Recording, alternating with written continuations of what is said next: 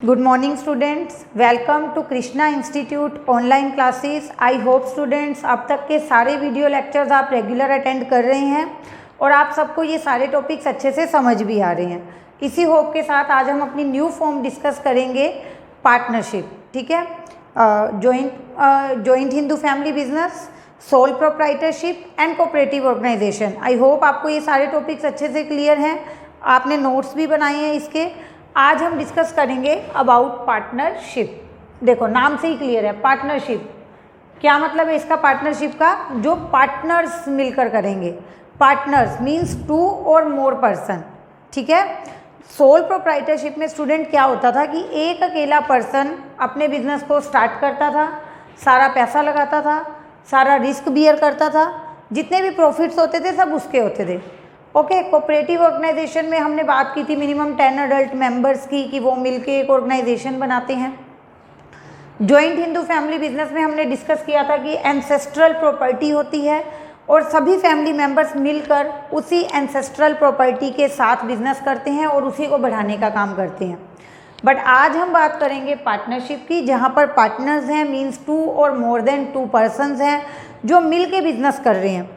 क्योंकि स्टूडेंट्स क्या होता है, एक अकेले ओनर के लिए पॉसिबल नहीं होता लॉन्ग रन तक सरवाइव करना। ठीक है, क्योंकि उसके पास पैसा लिमिटेड था, उसके पास जो स्किल्स थी वो लिमिटेड थी, रिस्क बियरिंग कैपेसिटी जो होती है वो बहुत ज़्यादा लिमिटेड थी, वो सारा रिस्क अकेले नहीं उठा पाता कई बार। तो ये जो इतनी सारी लिमिटेशंस हमने पढ़ी थी ना, उन लिमिटेशंस की वजह से एक न्यू फॉर्म एग्जिस्टेंस में आई जिसका नाम है पार्टनरशिप, और जो हम आज डिस्कस करने वाले हैं। So we can say due to limitations of sole proprietorship like limited funds, limited managerial skills, okay, limited risk bearing capacity, due to all these limitations a new form of business organization come into existence that is known as partnership. Partnership means what, यहाँ पे आप एक simple सा meaning इसका लिखो तो आपको अच्छे से समझ आ जाएगा। It refers to relationship among two or more persons, among two or more persons। ये एक रिलेशनशिप है, किसके बीच में है, दो या दो से ज़्यादा लोगों के बीच में। It refers to relationship among two और more than two person who agreed to share profits of business. कितना सिंपल हो गया देखो। It refers to relationship among two और more person who agree to share profits of business. Profit देखो हम positivity के साथ चलेंगे कि प्रॉफिट होगा और हम उसको बांटेंगे, अदरवाइज प्रॉफिट और लॉस जो भी हो इनको शेयर करना रहता है। ठीक है, चाहे प्रॉफिट्स हो चाहे लॉस हो, वो सब ये मिलके शेयर करेंगे। ठीक है, एक चीज और है, business can be carried on by all or any one of them acting for all। बिल्कुल इजी हो गया, ये भी समझ आ गया होगा आपको कि जो बिजनेस है that can be carried on by all, या तो सब मिल के बिजनेस को करेंगे, और एनी वन ऑफ देम या कोई एक करेगा, एक्टिंग फॉर ऑल जो सबको रिप्रेजेंट करेगा। ठीक है, for example there are 5 partners in a business, A B C D and E, there are 5 partners. Okay, so that business can be carried on by all, मतलब daily ही पांचों आएंगे, पांचों मैनेजमेंट का काम देखेंगे, पांचों देखेंगे कि हाँ जी ऑफिस में क्या वर्क चल रहा है, फैक्ट्री में क्या वर्क चल रहा है, सभी बिजनेस को कैरी करेंगे, सभी अकाउंट्स की डिटेल चेक करेंगे, मीटिंग में पांचों ही मीटिंग अटेंड करेंगे, जो भी डिसीजन लेना है what ever is decision is taken by them that will be taken by the discussion method. तो पांचों भी बिजनेस में जो हैं बिजनेस को कंडक्ट कर सकते हैं, और any one of them acting for all, या ये सारी भागदौड़ बिजनेस की मान लो ए संभाल रहा है बी सी डी ई के बिहाफ पे, मतलब इन पांचों में से लाइक इनके पास टाइम नहीं है, बी सी डी और ई ये नहीं आ सकते डेली, तो वो बस उससे जो है टाइम टू टाइम इन्फॉर्मेशन लेते रहेंगे ऐसे कि हाँ जी बिजनेस में क्या चल रहा है, ठीक है, या जब उनके आने की ज़रूरत होगी तब वो आ जाएंगे, किसी मीटिंग में आ जाएंगे, बहुत ज़्यादा कोई अर्जेंट इशू है वो डिस्कस करने आ जाएंगे। अदरवाइज बाकी रेगुलर एक्टिविटीज़ कौन संभालेगा, ए संभालेगा। तो बहुत ही सिंपल है स्टूडेंट्स, और आई होप कि आपको समझ आ रहा है ये कि we are talking about partnership.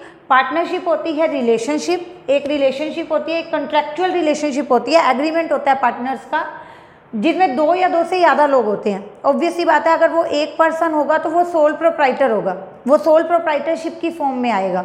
लेकिन जैसे ही एक से दो हुए और दो से ज़्यादा हुए तो वो कहाँ आएंगे, पार्टनरशिप में। Who agree to share profit and loss of business, ठीक है, जिन्होंने अग्री की है, जिन्होंने ये अपना पहले ही एडवांस में ये डिसाइड कर लिया है कि इतना इतना तो पैसा हम इन्वेस्ट करेंगे और जो भी प्रॉफिट और लॉस होगा उसको इस तरीके से हम आपस में डिस्ट्रीब्यूट कर लेंगे। मतलब कि प्रॉफिट है तो भी सबका है, लॉस है तो भी सबका है। तो अगर अब आप इसे सोल प्रोप्राइटरशिप से कंपेयर करके देखो स्टूडेंट्स, तो मतलब कितना रिलैक्स हो जाएगा ना उनको कि वहाँ पे तो सारा पैसा भी डूब सकता था, लॉस होगा तो एक पर्सन का घर तक बिक सकता था, पर यहाँ पे एटलीस्ट आपके साथ आपके लॉस को शेयर करने के लिए कोई है। अगर वो आपसे प्रॉफिट ले रहा है, अगर इन केस 2 साल बाद, 4 साल बाद या इन फ्यूचर कभी भी आपको लॉस होता है तो उस लॉस को शेयर करने के लिए भी आपका पार्टनर बैठा है। तो एक रिलैक्सेशन की फीलिंग आएगी पार्टनर्स में कि ठीक है अब हम सब सेफ हैं, हम मिलके बिजनेस करेंगे, मुझसे कोई गलती होगी, मुझे कुछ नहीं पता चलेगा तो मेरा पार्टनर मुझे बता देगा, उसको किसी चीज़ की नॉलेज नहीं होगी तो मैं उसको बता दूंगा। बट सोल प्रोप्राइटरशिप में क्या होता था, एक अकेले पर्सन को सब कुछ करना पड़ रहा था, पैसा भी वो लगा रहा था, हर जगह भागदौड़ भी वो कर रहा था, टाइम एंड एफर्ट्स भी उसके लग रहे थे। अल्टीमेटली लॉस के केस में उसका मतलब बहुत ज़्यादा बर्डन उसके ऊपर आ रहा था। उन सब कमियों को दूर किया पार्टनरशिप ने।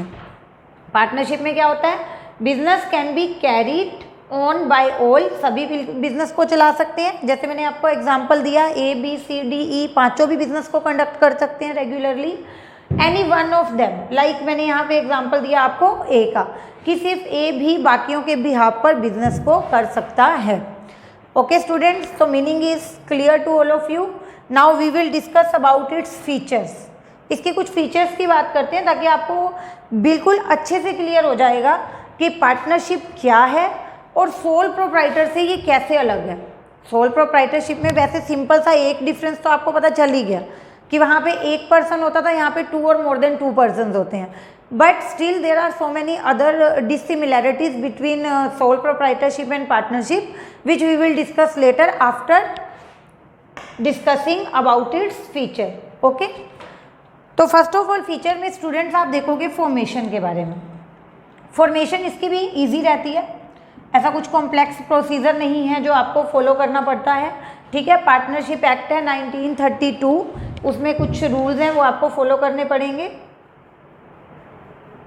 पार्टनरशिप एक्ट 1932, ठीक है स्टूडेंट। सोल प्रोप्राइटरशिप का रजिस्ट्रेशन भी कंपलसरी नहीं था, पार्टनरशिप का भी कंपलसरी नहीं है, बट ये कहा जाता है कि 2 या 2 से ज़्यादा लोग मिलकर जब भी बिजनेस करें तो हो सकता है फ्यूचर में उनकी ओपिनियन डिफर हो जाए, कोई म्यूचुअल डिस्ट्रस्ट हो जाए, कुछ भी लड़ाई झगड़ा हो जाए, तो इसलिए बेनिफिशियल यही रहता है कि आप अपनी पार्टनरशिप को रजिस्टर्ड करा के चलो, ठीक है। बट वो जो प्रोसीजर है that is very simple, that is easy, उसमें कुछ कॉम्प्लेक्स ऐसा जो है टेक्निकल पॉइंट्स नहीं है कि हम इसे कैसे फॉलो करेंगे या हम पार्टनरशिप को कैसे रजिस्टर्ड कराएंगे। ओके स्टूडेंट्स, अब बात करते हैं लाइबिलिटी की। लाइबिलिटी देखो इसमें भी सोल प्रोप्राइटरशिप की तरह अनलिमिटेड ही होती है, लिमिटेड नहीं होती, ठीक है। सोल प्रोप्राइटरशिप में भी जो ओनर था उसकी लाइबिलिटी अनलिमिटेड थी, उसका घर तक बिक सकता था। स्टूडेंट्स यहाँ पे भी पार्टनर्स की लाइबिलिटी अनलिमिटेड ही होती है, बट एक जो छोटा सा एडवांटेज का हो या बड़ा एडवांटेज का हो वो यही है कि जब लॉस होगा पहले वो 5 में बटेगा, स्टिल वो लॉस हम पूरा नहीं कर पा रहे तो फिर हमारी पर्सनल प्रॉपर्टी से भी वो लॉस पूरा किया जाएगा। वहाँ पे सबसे पहले एक ही पर्सन था लॉस को बियर करने के लिए, यहाँ पे जितने पार्टनर्स हैं 4, 5, 10, 20 जितने पार्टनर्स हैं वो पहले आपस में डिस्ट्रीब्यूट करेंगे लॉस को। स्टिल पेंडिंग लॉसेस हैं, नहीं पूरे हो पा रहे तो हम पर्सनल प्रॉपर्टी लेके आएंगे। Okay, now we will discuss about risk. Risk यहाँ पे स्टूडेंट्स कम है या ज़्यादा? रिस्क यहाँ पे कम है या ज़्यादा?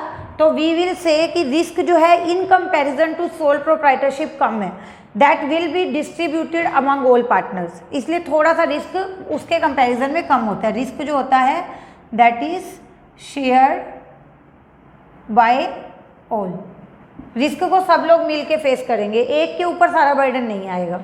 उसके बाद करते हैं कॉन्ट्रैक्चुअल रिलेशनशिप होती है।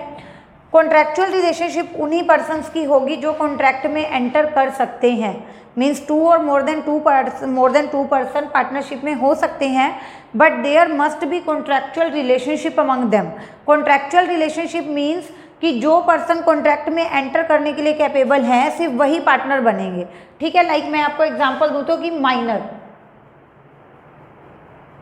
माइनर पार्टनर नहीं हो सकता क्योंकि वो कॉन्ट्रैक्ट में एंटर करने के लिए कैपेबल ही नहीं है, एलिजिबल ही नहीं है। ठीक है, तो माइनर क्या है, वो कॉन्ट्रैक्चुअल रिलेशनशिप में एंटर नहीं कर सकता। इसकी कुछ एक्सेप्शंस हो सकती हैं जो हम टॉपिक वाइज डिस्कस कर लेंगे कि माइनर कब पार्टनर हो सकता है और कब नहीं हो सकता, अदरवाइज तो वो नहीं।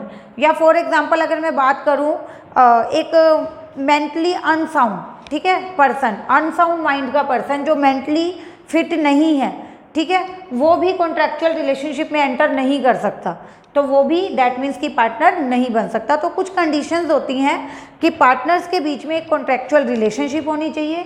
कॉन्ट्रैक्चुअल रिलेशनशिप उन्हीं पर्सन्स में होंगी who are capable to enter into contract according to contract act. यहाँ पे हम पार्टनरशिप एक्ट 1932 डिस्कस कर रहे हैं, उसी तरह इंडियन कॉन्ट्रैक्ट एक्ट भी है।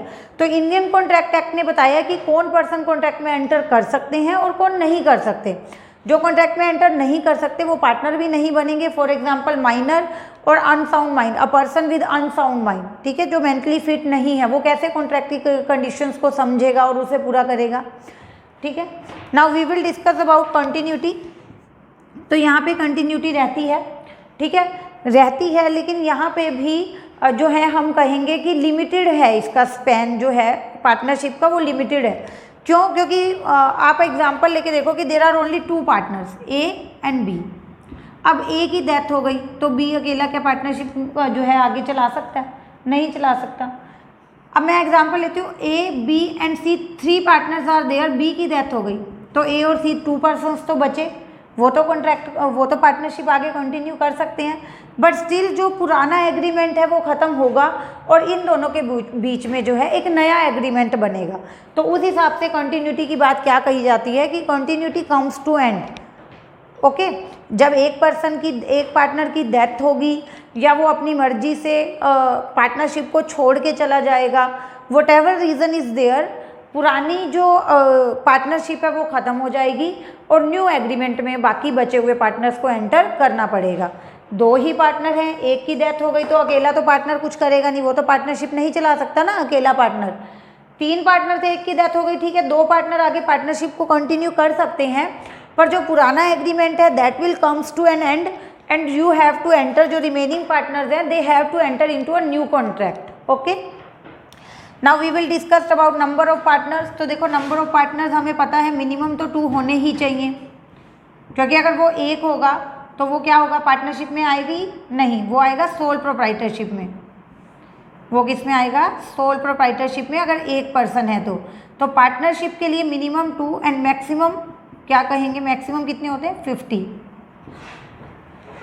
Minimum 2 and maximum 50। अब restrictions on the transfer of interest, yes restriction है। रिस्ट्रिक्शन किस तरह का है यहाँ पर, लाइक अगर मुझे पार्टनरशिप से एग्जिट करना है और मैं बोल रही हूँ कि मेरी जगह मेरी फ्रेंड को पार्टनर बना लिया जाए, तो हम ऐसे नहीं कर सकते।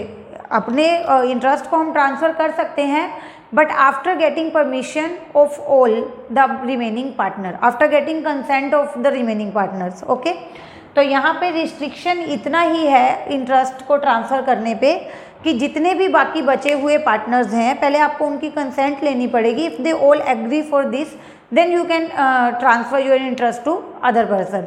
ओके, तो बहुत ही सिंपल जो एक फॉर्म है बिजनेस ऑर्गेनाइजेशन की वो हमने आज डिस्कस की है, पार्टनरशिप।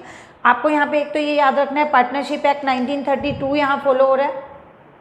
पार्टनरशिप को जो है पार्टनरशिप के लिए कौन सा एक्ट बनाया गया है? Partnership act 1932।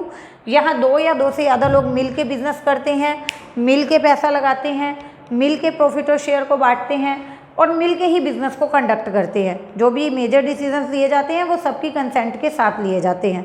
Minimum there will be 2 partners and maximum there should be 50 से ज़्यादा नहीं होने चाहिए, ठीक है। अगर आप एक लीगल स्टेटस चाहते हो तो आपको इस लिमिट के अंदर ही रहना है, 2 to 50।